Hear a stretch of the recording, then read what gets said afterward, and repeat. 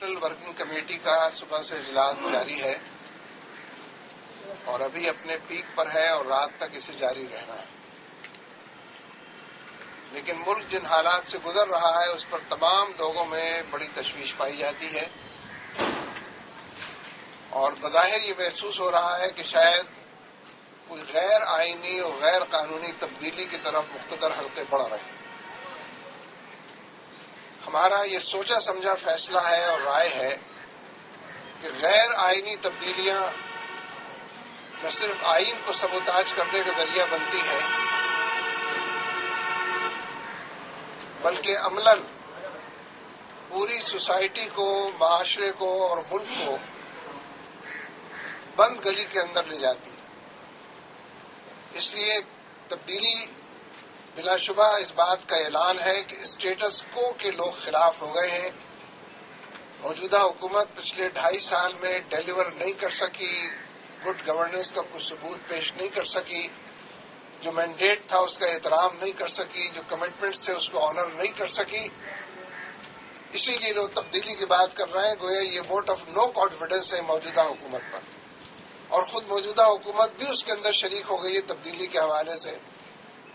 جو پارٹیاں حکومت میں، صوبے میں، مرکز میں شریک ہیں وہ بھی یہ بیان دے رہی ہیں انقلاب کی اور تبدیلی کی۔ یہ اس سے اندازہ ہوتا ہے کہ عوام بیزار ہے اس حکومت سے، مہنگائی کی وجہ سے، بے روزگاری کی وجہ سے، لاقانونیت کی وجہ سے، امریکہ کے بڑھتے ہوئے اثر و نفوذ کی وجہ سے۔ قرآن پاک کی توہین ہو رہی ہے، حکومت خاموش ہے، عافیہ صدیقی کو سزا ہو رہی ہے، حکومت خاموش ہے۔ کشمیر کے اندر بڑے پیمانے پر تحریک کھڑی ہو چکی ہے، حکومت خاموش ہے، اس لیے لوگ بیزار ہیں، اس حکومت سے تبدیل کرنا چاہتے ہیں۔ لیکن کوئی ان کانسٹیٹیوشنل یا ایکسٹرا کانسٹیٹیوشنل جو بھی کوشش کی جائے گی وہ ملک کو نقصان پہنچانے کا سبب بنے گی۔ ابھی یہ معلوم ہوا ہے کہ سپریم کورٹ میں حکومت نے اس طرح کی درخواست کی ہے کہ انہیں مزید وقت دیا جائے تاکہ وہ این آر او کے حوالے سے جو سوالات ہیں ان کا جواب دے سکے۔ میں یہ سمجھتا ہوں کہ حکومت ایک بہت بڑے مجرمانہ فیل کا ارتکاب کر چکی ہے۔ دسمبر پچھلے سال فیصلہ ہوا تھا، سپریم کورٹ کی 17 رکنی بینچ نے متفقہ فیصلہ کیا تھا، اس کی لیٹر اینڈ اسپرٹ کے ساتھ اس پر عمل ہونا تھا، لیکن حکومت نے اس کی خلاف ورزی کی ہے، فیصلے کی فلاؤٹ کیا اس کو۔ ان کے وزیروں نے روزانہ اس کے خلاف فیصلے کے بیانات دیے ہیں۔ اس لیے ہم اب بھی یہ سمجھتے ہیں کہ حکومت کی یہ درخواست ڈیلیئنگ ٹیکٹکس کی تعریف میں آتی ہے، فیصلوں کو سبوتاج کرنے کی تعریف میں آتی ہے۔ کوئی موقع اس حکومت کو اب نہیں ملنا چاہیے، پہلے ہی اس نے بڑا نقصان پہنچا دیا ہے، آئندہ نقصان سے بچنے کے لیے اس کی گرفت ہونی چاہیے۔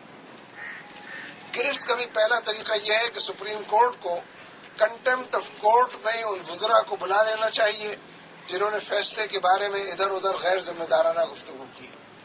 ایک وزیر کو بھی اگر جیل بھیج دیا جائے اس کے نتیجے میں باقی وزراء کو عقل آ جائے گی، جو سٹی گم ہو گئی ہے وہ ان کو واپس مل جائے گی۔ اس لیے سپریم کورٹ کو فرم ہونا چاہیے، اور میں سمجھتا ہوں کہ اپنے آئینی اختیارات کو بھی استعمال کرنا چاہیے، اور جو عوام کے اندر ان کی گڈ ول ہے اس کا سہارا لے کر اس حکومت کے غیر آئینی، غیر قانونی اور عدالت کو فلاؤٹ کرنے والے اقدامات کی گرفت ہونی چاہیے۔ ہم یہ سمجھتے ہیں کہ کشمیر کے بارے میں بھی حکومت نے ایک لکوارم سا ایٹیچیوڈ لیا ہوا ہے۔ کشمیری بڑے پیمانے پر قربانیاں پیش کر رہے ہیں اور بھارتیوں کشمیر سے نکل جاؤ کے نعرے لگا رہے ہیں۔ اس موقع پر بھارتی وزیر خارجہ کی دعوت پر پاکستان کے وزیر خارجہ کا کسی مذاکرات کی میں بیٹھنا عملاً کشمیریوں کی جدوجہد کو سبوتاج کرنا ہے۔ یعنی جو کام بھارت نہ کر سکا جدوجہد کو سبوتاج کرنے کا، وہ ہمارا وزیر خارجہ اور ہماری حکومت وہ کام کر رہی۔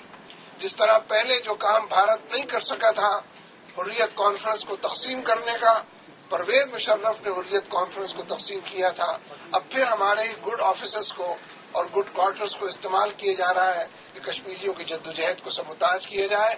ہم سمجھتے ہیں کہ بھارت کے ساتھ صرف اس وقت میز پر بیٹھنا چاہیے جب وہ یہ اعلان کریں کہ کشمیر ایک ڈسپیوٹڈ ٹیریٹری ہے، متنازع علاقہ ہے، اور اس مسئلے کا حل یونائیٹڈ نیشنز کی ریزولوشنز کے تحت حق کے خود ارادی میں اور استصواب میں ہے۔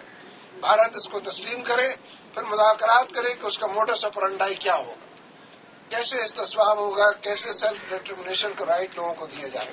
उससे पहले जबकि भारत मुसलसल ये कहता हूं कि ये हमारा अटूट अंग है, भारत से मुज़ाकरात नहीं करने चाहिए और कश्मीरियों के पीठ के अंदर खंजर नहीं घोंपना चाहिए। आखिरी बात मैं समझता हूं कि कहना जरूरी है, आफिया सिद्दीकी की पुश्तबानी 18 करोड़ लोग कर रहे हैं। अमरीकी फैसले की मजम्मत 18 करोड़ लोग कर चुके हैं, सड़कों के ऊपर मौजूद हैं और हमारी हुकूमत की जगहसाई भी हो रही है और ये इंकशाफात सामने आ रहे हैं कि बाज़ क्वार्टर्स अमेरिका के अंदर भी आफिया की रिहाई के लिए कोशा थे, लेकिन हमारे सफीर की वजह से, हमारी हुकूमत के आफिया के हवाले से जो स्टांस है उसकी वजह से हालात खराब हुए हैं। इसलिए हुकूमत कटहरे के अंदर है।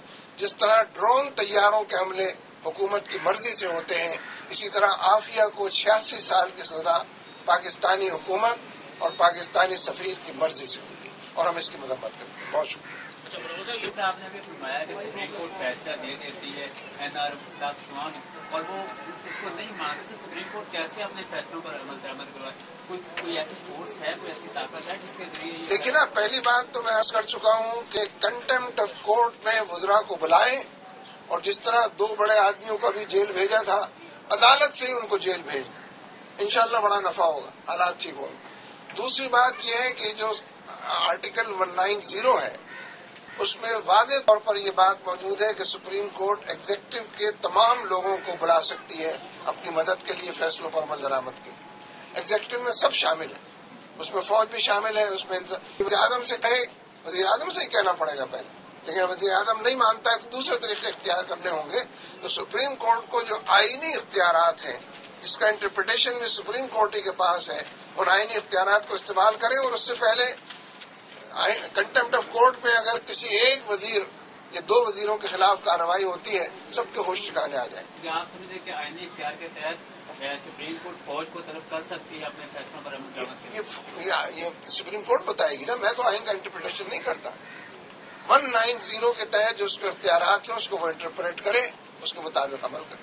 मतलब कि आप महसूस कर रहे हैं कि सिस्टम बांग्लादेश लाइक गवर्नमेंट की तरफ जा रहा है? बांग्लादेश में तो कोई गवर्नमेंट ही नहीं है। अभी जो हसीना वाजिद ने यूनाइटेड नेशंस में तकरीर की है और उसमें कहा है कि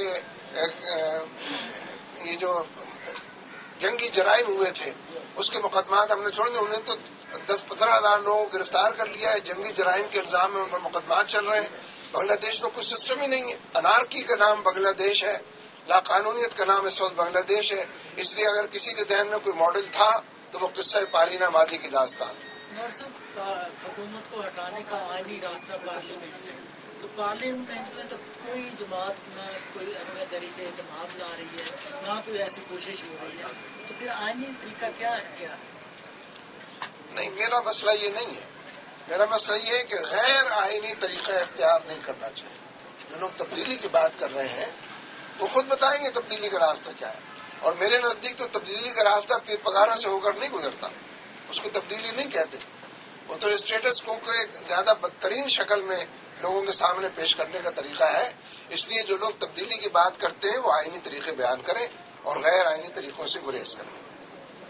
बहुत शुक्रिया जनाब, बड़ी नवाज़िश, मेहरबानी।